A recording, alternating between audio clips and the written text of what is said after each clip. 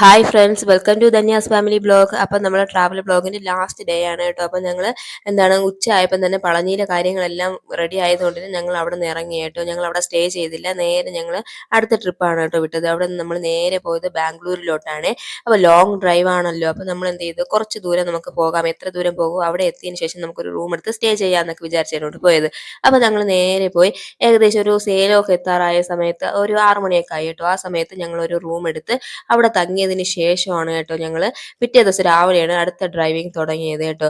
കാരണം രാത്രി യാത്ര അത്ര നല്ലതല്ല, അതുകൊണ്ട് ഞങ്ങൾ രാത്രി അവിടെ സ്റ്റേ ചെയ്തതിന് ശേഷം പിറ്റേ ദിവസം രാവിലെ 8 മണിയായപ്പോൾ ഞങ്ങൾ ഇറങ്ങി കേട്ടോ. പോകുന്ന വഴിക്ക് ഫുഡെല്ലാം കഴിച്ച് തന്നെയാണ് കേട്ടോ പോയത്.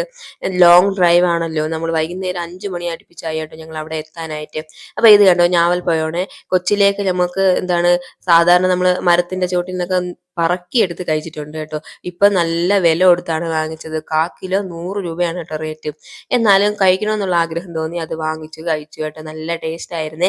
അതിനുശേഷം ഞങ്ങൾ നേരെ ബാംഗ്ലൂരിലോട്ട് വച്ച് പിടിച്ചു കേട്ടോ. നമ്മൾ ഏകദേശം വൈകുന്നേരം ഒരു 5 മണിയൊക്കെ ആയപ്പോൾ തന്നെ ഞങ്ങൾ അവിടെ എത്തി. അവിടെ ഒന്ന് ഫ്രഷ് ആയതിനു ശേഷം പിറ്റേ ദിവസം രാവിലെ ആയിരുന്നു കേട്ടോ ഫംഗ്ഷൻ എന്താണെന്നല്ലേ, ഞങ്ങളുടെ ഏറ്റവും വലിയൊരു സ്വപ്നം സാക്ഷാത്കരിക്കുന്ന ഒരു നിമിഷമാണ് കേട്ടോ. ഈ കോട്ടും കാര്യങ്ങളൊക്കെ കാണുമ്പോൾ നിങ്ങൾക്ക് എന്ത് മനസ്സിലായി?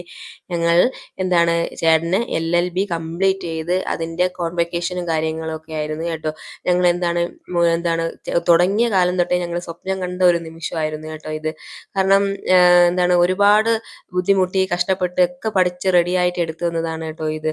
കാരണം ചേട്ടനെ സംബന്ധിച്ച് ചേട്ടൻ ഈ വിദ്യാഭ്യാസത്തിന്റെ കാര്യത്തിൽ ഒരുപാട് ബുദ്ധിമുട്ടിയിട്ടുണ്ട് കേട്ടോ. കാരണം അത്രയും സ്ട്രഗിൾ ചെയ്ത് പഠിച്ചു വന്ന ആളാണ്. ഇപ്പോൾ ഈ LLB പഠിച്ചുകൊണ്ടിരുന്ന സമയത്തോളം എൻ്റെ പ്രഗ്നൻസി, ചേട്ടൻ്റെ എക്സാമിൻ്റെ സമയത്തായിരുന്നു കേട്ടോ എൻ്റെ ഡെലിവറിയും കാര്യങ്ങളൊക്കെ വന്നത്. ആ സമയത്ത് ചേട്ടൻ എക്സാം എഴുതാൻ പോയില്ല. പിന്നെ അടുത്ത് 10-18 പേപ്പർ ഒരുമിച്ചൊക്കെയാണ് കേട്ടോ പാവം എഴുതിയെടുത്തത്.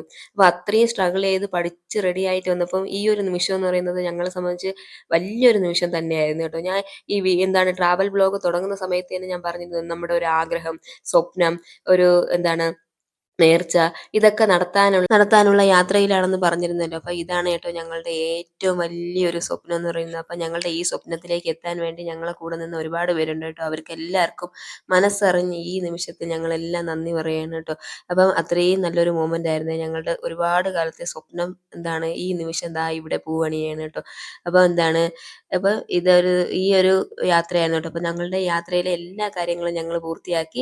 അന്ന് അവിടെ റെസ്റ്റ് എടുത്തതിന് ശേഷം പിറ്റേ ദിവസം രാവിലെ ഞങ്ങൾ അവിടെ നിന്ന് തിരിച്ചു കേട്ടോ. വൈകുന്നേരം ഏകദേശം ഒരു 11:15 ഞങ്ങൾ തിരിച്ച് വീട്ടിലെത്തി കേട്ടോ. അപ്പോൾ ഇത്രയേ ഉള്ളൂ ഞങ്ങളുടെ ട്രാവൽ ബ്ലോഗ്.